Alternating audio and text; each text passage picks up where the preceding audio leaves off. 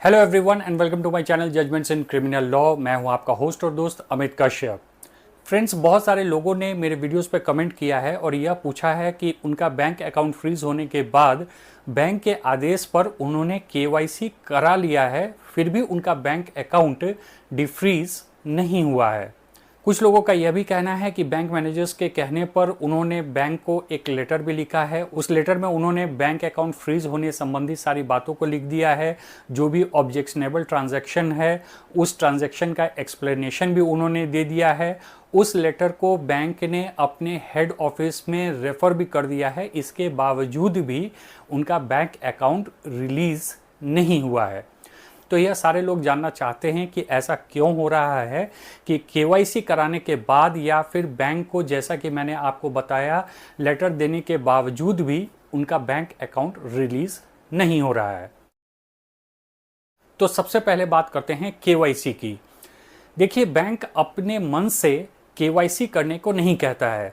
जब भी किसी व्यक्ति का बैंक अकाउंट फ्रीज होता है तो बैंक अकाउंट फ्रीज होने के बाद अगर साइबर सेल उचित समझता है तो बैंक को यह आदेश देता है कि उस व्यक्ति का केवाईसी कराया जाए जिस व्यक्ति का बैंक अकाउंट फ्रीज किया गया है। ऐसा आदेश मिलने पर ही बैंक जो है उस व्यक्ति को यह आदेश देता है कि वह नए सिरे से अपना केवाईसी कराए।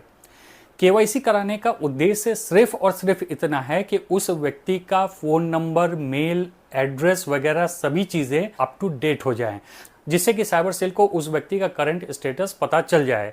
तो केवाईसी कराने का सिर्फ और सिर्फ इतना ही मतलब है कि बैंक या फिर साइबर सेल यह चाहता है कि आपका जो भी इंफॉर्मेशन है वह अप टू डेट हो जाए। इसका आपके बैंक अकाउंट के अनफ्रीज होने से कोई भी लेना देना नहीं है। ऐसा बिल्कुल नहीं है कि अगर बैंक ने केवाईसी करा लिया है इसका मतलब वह आपका बैंक अकाउंट रिलीज करने जा रहा है।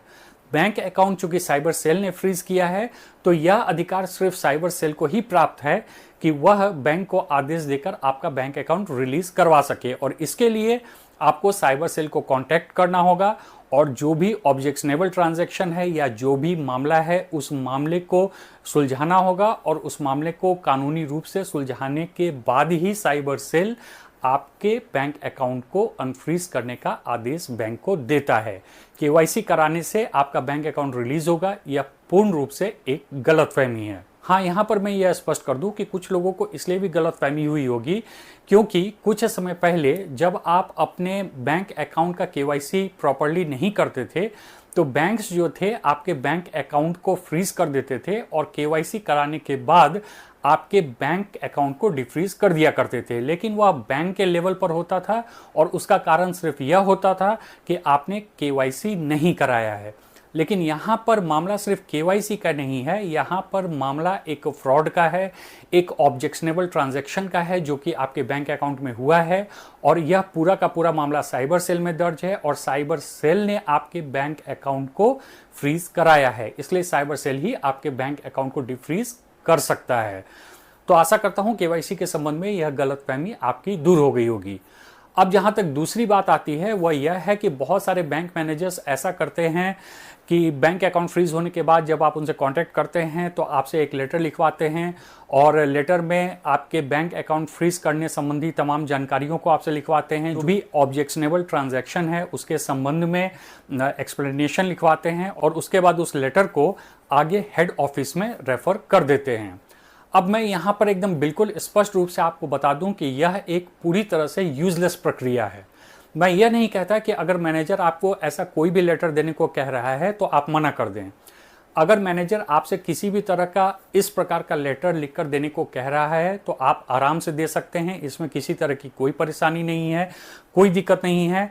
लेकिन इस लेटर को दे देने भर से या आपके बैंक मैनेजर के द्वारा उस लेटर को ऊपर हेड ऑफिस में रेफर कर देने भर से आपका बैंक अकाउंट रिलीज नहीं होने वाला है। क्योंकि जैसा मैंने इस वीडियो में बार बार कहा है, आपका बैंक अकाउंट साइबर सेल ने फ्रीज किया है, एक मामला वहां दर्ज है और जब तक उस मामले की लीगल इंक्वायरी नहीं होगी, जब तक उसकी प्रक्रिया पूरी नहीं होगी, तब तक साइबर सेल आपके बैंक अकाउंट को रिलीज नहीं करेगा। उस लीगल प्रोसीडिंग को पूरा करने के बाद ही साइबर सेल आपके बैंक अकाउंट को रिलीज करने का आदेश बैंक को देता है।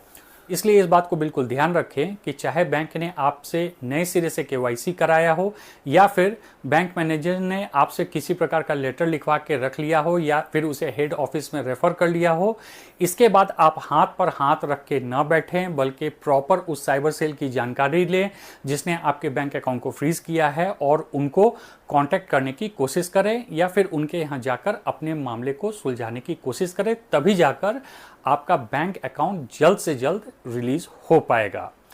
आशा करता हूँ आपको मेरा यह इन्फॉर्मेटिव लगा होगा और पसंद आया होगा। Thanks for watching.